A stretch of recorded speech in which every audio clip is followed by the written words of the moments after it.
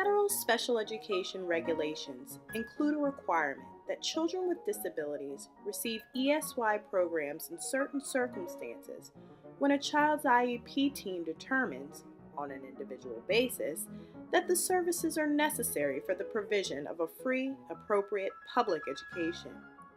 ESY eligibility must be considered at each IEP team meeting.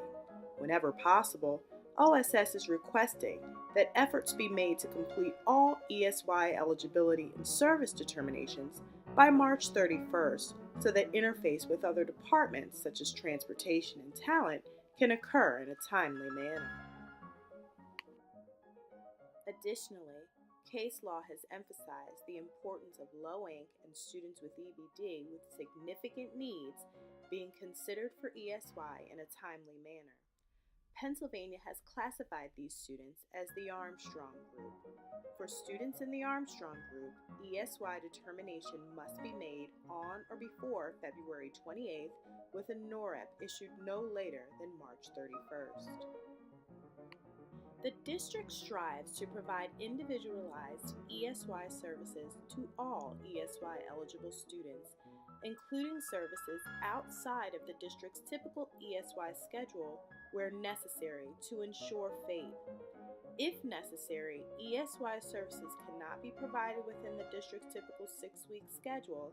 Individual arrangements will be made to provide the additional or different services to the student.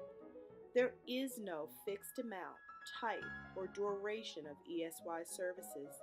Each student is entitled to receive the services necessary to ensure he or she receives an appropriate education based on his or her needs. You should discuss during each team meeting whether the student needs fewer, more, or alternative services. What are some examples of programming that may look different based on a student's needs? Let's look at some individualized ESY models.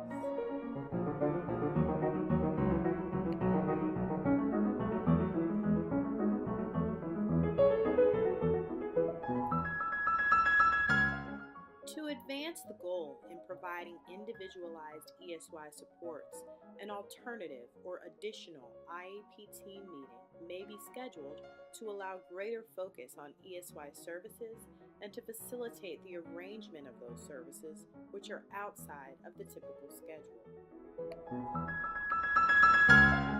If during the IEP meeting any member recommends services that cannot be provided during the 6-week summer program, the IEP team should schedule another meeting to determine whether the student requires additional or alternative ESY services, and if so, what those services will be and the logistics for providing those services. This IEP in draft and issue another invitation checking the box alternative/additional ESY programming meeting.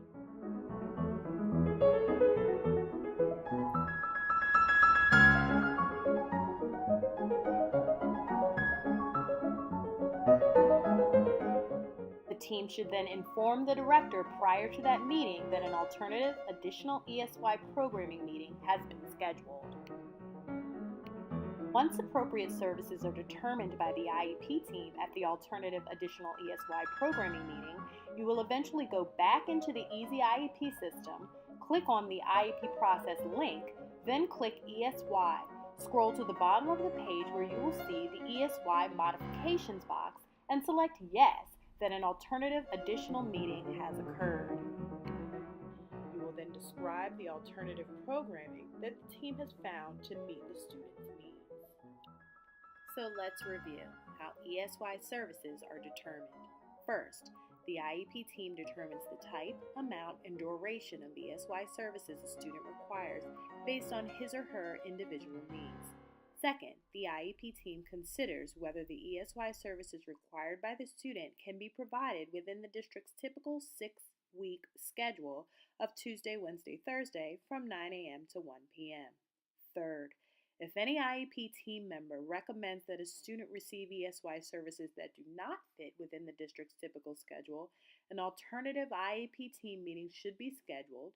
Check the An Alternative/Additional ESY Programming meeting box on the invitation to determine whether the student requires the additional ESY services, and if so, what those services will be and the logistics for providing those services.